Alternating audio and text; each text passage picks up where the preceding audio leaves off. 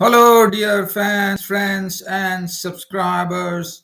This is your host Ram back with you on your cricket show, Cricket Happenings. And as far as today's cricket show goes, it's about Zimbabwe leveling the ODI series against Sri Lanka 1-1. With one more, the final ODI still to come on Friday. But what a game we had. Zimbabwe definitely showing some great skills with the ball and also with the batting, but predominantly with the ball, one could call, which I'll be talking about. And Zimbabwe have come behind. They come from behind after Sri Lanka won the first ODI. Once again, putting up a big score. This time breaching the 300-run mark and finally winning it. So definitely a creditable performance from Zimbabwe. And the next thing that I will be looking at is the first ODI of the series between India and South Africa gets underway at PAL tomorrow. And I have to say that it's not a part of the ODI Super League point system, unfortunately. So just wanting to keep you informed about that. And then we'll also, as usual, have some look at the Under 19 World Cup that is happening, some cricket updates. And other than that, if any other cricket news that comes my way. But first, we are heading towards the Palakele Stadium in Sri Lanka and talking about the first ODI, the second ODI between Zimbabwe and Sri Lanka, which ended in Zimbabwe winning by 22 runs, thus leveling the ODI series with one more match to come. So let's have a look at the Zimbabwe card. So Zimbabwe were the ones who batted first on this particular pitch. Well, once again, the opening partnership put on 59 for the first wicket. So that's a good thing for Zimbabwe. They are getting some, not a very great start, but a nice start, especially considering the fact that Caetano is only into his second match of his international career. He contributed 26 of 28 deliveries, which included 2 fours and 1 6. But Regis Chakabva, who is showing very good consistency, contributed 47 of 50, 5 fours and 1 6. And finally, the man who broke that partnership was none other than Jeffrey Van der Sey, the right-arm leggy, who came in and picked up the wickets. He picked up the wicket of Caetano, and he clean bowled him. That was a beautiful bowling from Van der Sey, and it went through the bat and pad gap as Caetano was clean bowled.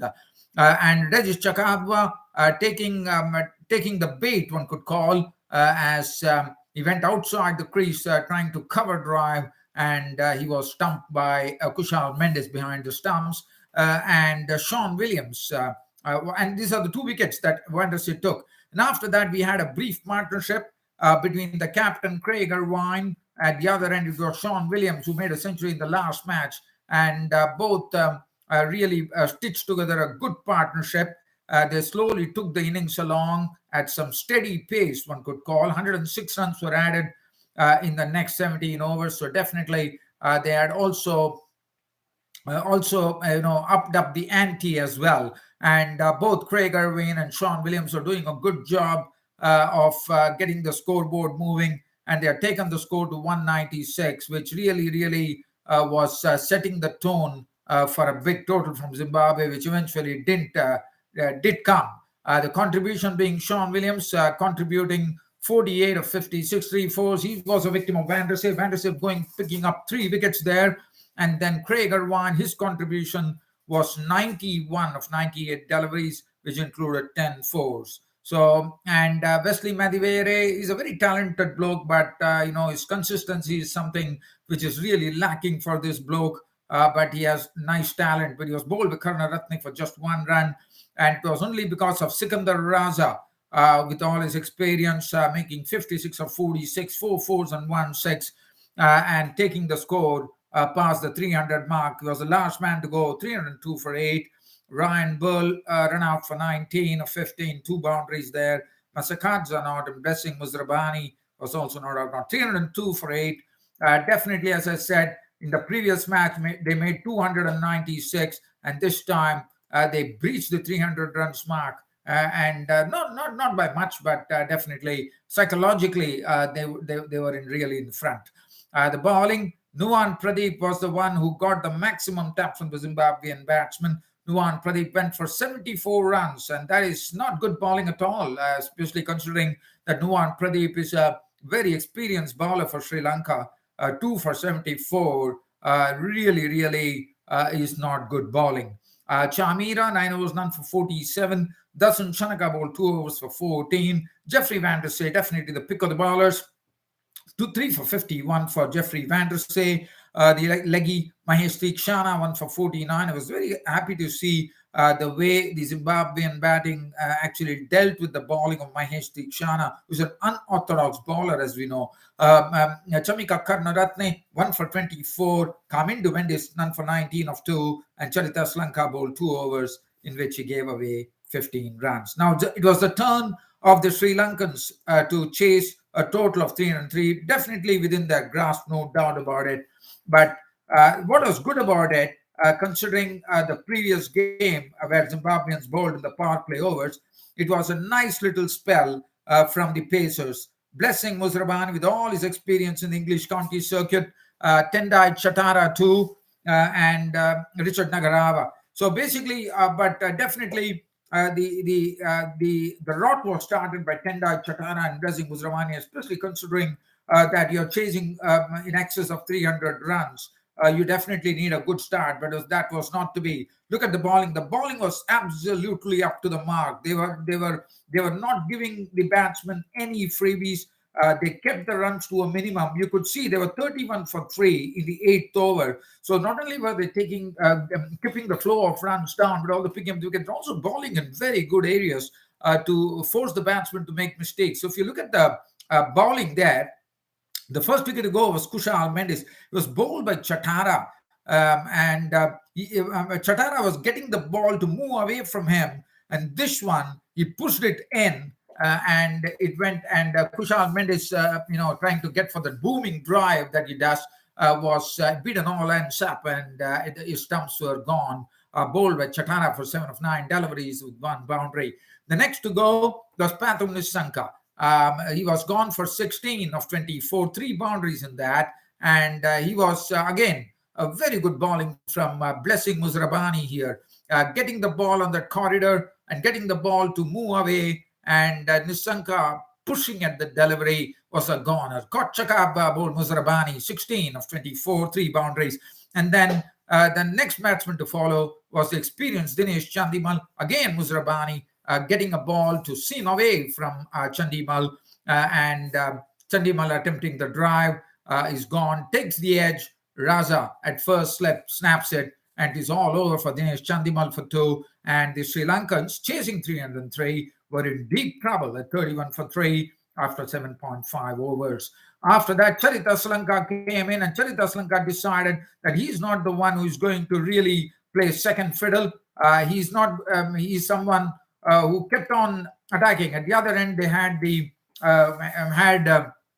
3 wickets had already gone, and there were 2 new batsmen at the crease at the time. There was Charit Asalanka with Kamindu Mendis. Kamindu Mendis was already there. He was trying to play some stroke. As far as Kamindu Mendis was concerned, he was playing a sort of a very measured knock, especially under the circumstances. As we know, with 3 wickets gone, you can't expect Kamindu Mendis to really play some strokes. But it was good to see Kamindu Mendis really holding his nerves and, trying to bide his time, trying to play the balls on its merit, and basically only attacking the loose balls, as he was joined by Charita Slanka. Charita Slanka, as soon as he came in, he signaled his intentions very clearly that he is not someone who is going to wait there and started playing his strokes. He contributed 23 of 21, 2 fours and 1 6 when he heard the rattle of the timber, as this was a very good ball from the offie Wesley Madivere.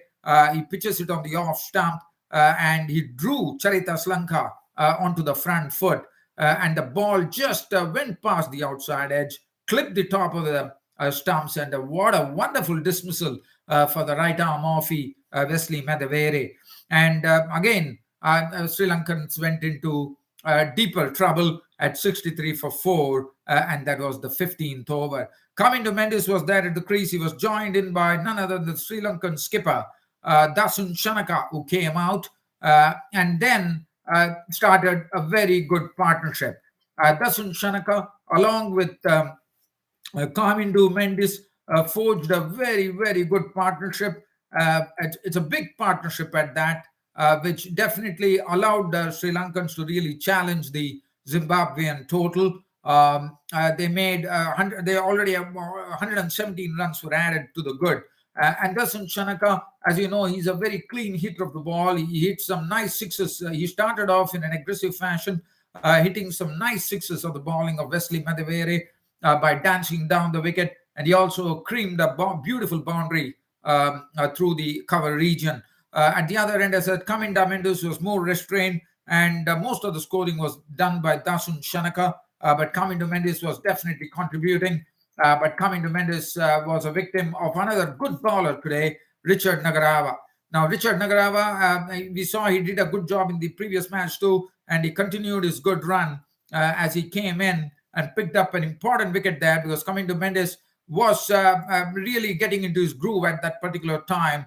But there was a good ball from Nagarava which held up, and he was trying to hit it straight over the bowler's head. But it was a good catch taken by the Zimbabwean captain Erwin, who had to move backwards and hold the catch just above his head. So it was a good catch, one thought, which was taken by Craig Irvine.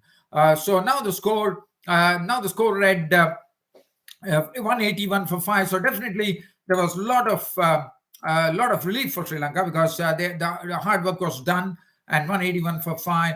And then walked in Chamika Karunaratne.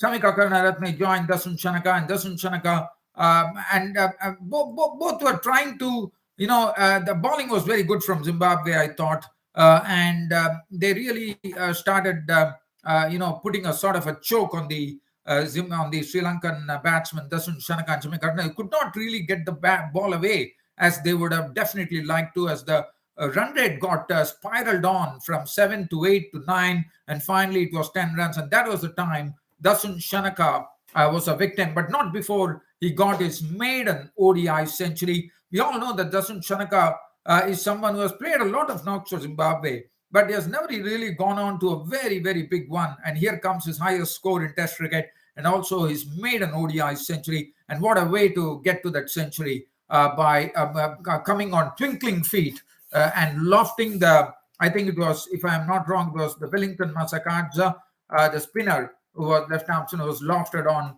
to the upper territory for a nice 6 to bring up his century. Shanaka, 102, but then Chatara was the bowler. Now, Chatara, what he was doing was that he was using the slower ball to really good effect. I mean, he had just hit a nice boundary of him, or probably a 6, I suppose, and what Chatara was doing was using the slower ball to good effect, and that slower ball did Dasun Shanaka in, as Shanaka was gone. Caught Sikandar Raza, bowled Chatara, 102 of 94 deliveries, 7 4s and 4 6s.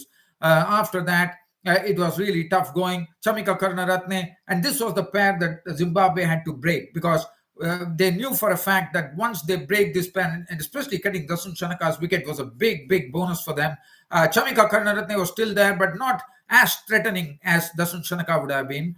But Chamika Karunaratne was run out for 34 of 38 deliveries, 2 4s.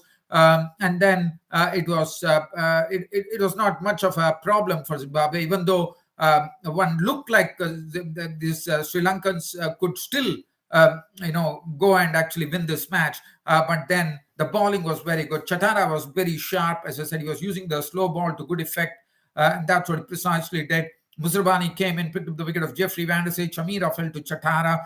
And finally, the matters really went out of hand. And finally, when the final over was bowled, it was almost like 30-31 runs required. And finally, Sri Lankans ended with 280 for 9. Dikshana was not out on 4. Nuwan Pradeep was not out on 5. And thus the Zimbabweans winning the match by 22 runs and taking and leveling the ODI series 1-1.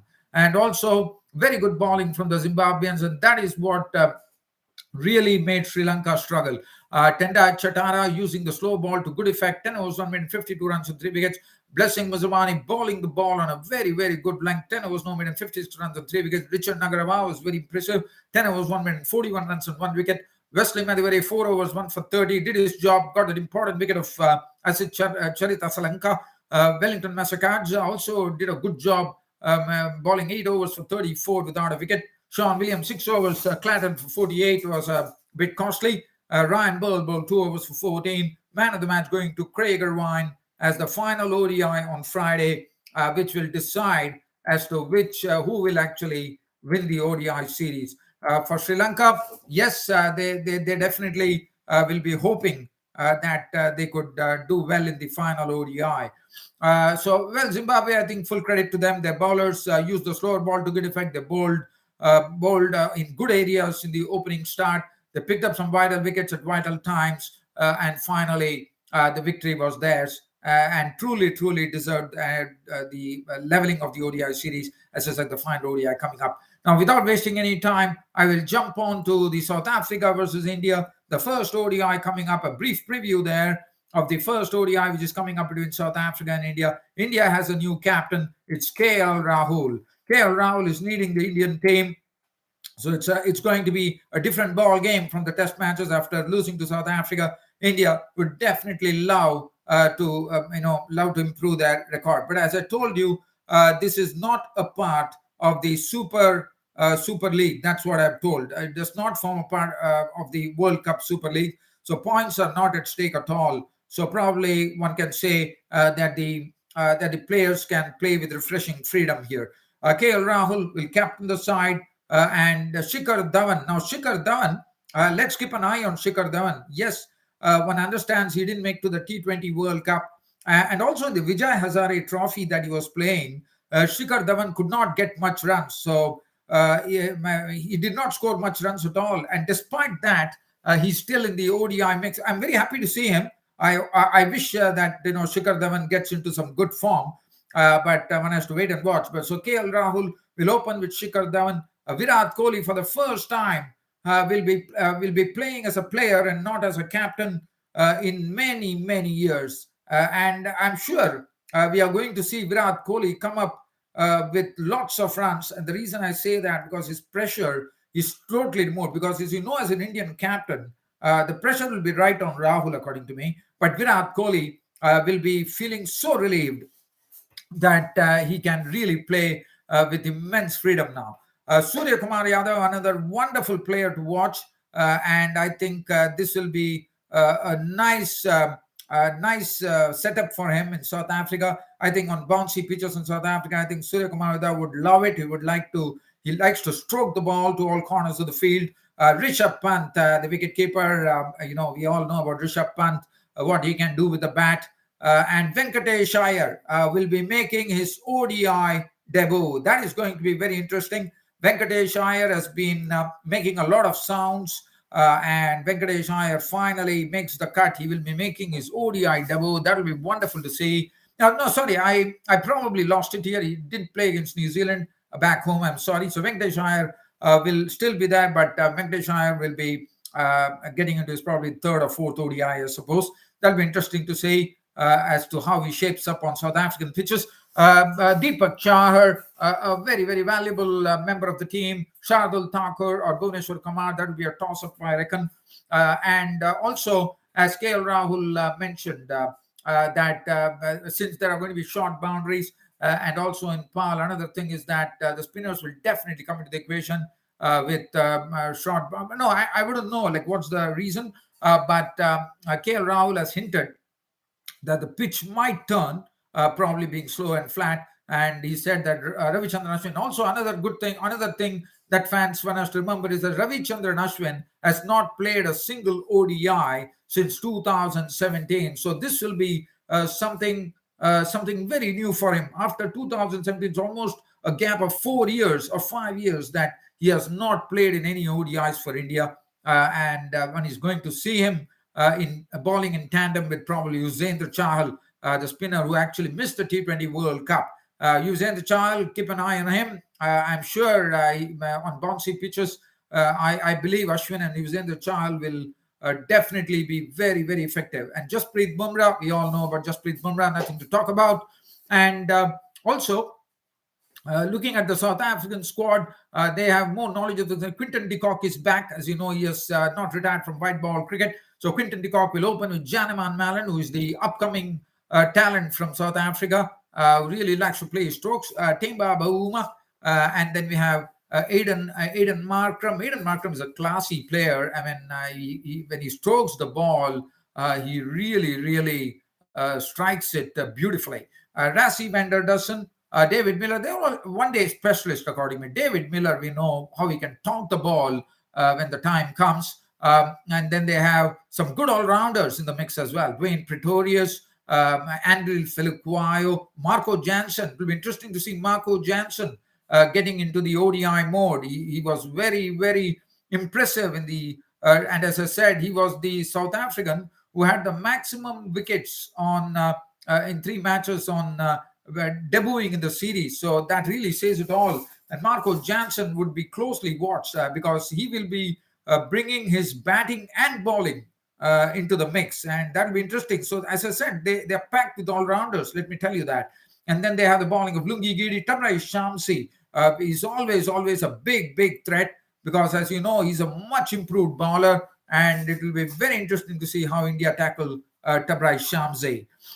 So another thing that I would like to talk about just before I go, probably just wanting the other day we talked about the Ahmedabad franchisee in Indian Premier League. Now it's about the Lucknow IPL franchisee, the 2 new franchisees coming into the new Indian Premier League 2022. KL Rahul will be, I believe, KL Rahul, Marcus Stoneys of Australia, and what's his name? Bishnoi, the leggy, has been included.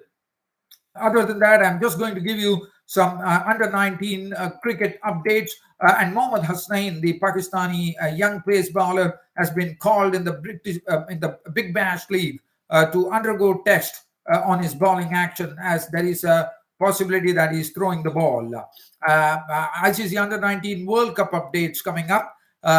Canada Under-19 currently are 81 for 3 in the 20th over. They're chasing an England Under-19 score of 320 for 7. That's going to be a stiff ask for them for sure. South Africa Under-19 making 231 for 9. Uganda Under-19 are in some great trouble here. They're 68 for 5 in the 20th over. They need another 164 runs. Again, a very tall task for Uganda Under-19, recovering from such a situation against a top-class team like South Africa Under-19. As far as Afghanistan Under-19, the outcome is already out. Papua New Guinea were skittled out for 65 after Afghanistan Under-19 made 200 batting first. Afghanistan Under-19 winning the match by 135 runs. So with this live update on the Under-19 World Cup happening in the West Indies, it is your host Ram really saying goodbye to you all. Again, it was very lucky that I was at home today and I could do my cricket show. Probably not from tomorrow. You'll only see me on the weekend. That being said, it's about time for me to pull the curtain down on this particular cricket show of today and rest in the next, probably on a Saturday. Or other than that, as I always tell you, please visit my website, www.cricket-status.com. I'm very active on the Twitter page. You can go on to my Twitter page as well at Ram574. And also, you can also have a sneak peek, one could say, at Cricket Buddies, where I'm also active, but not as active. But definitely on weekdays, Cricket Buddies would be your best bet. Thanks for your company as usual. It's about time to say goodbye. Thank you.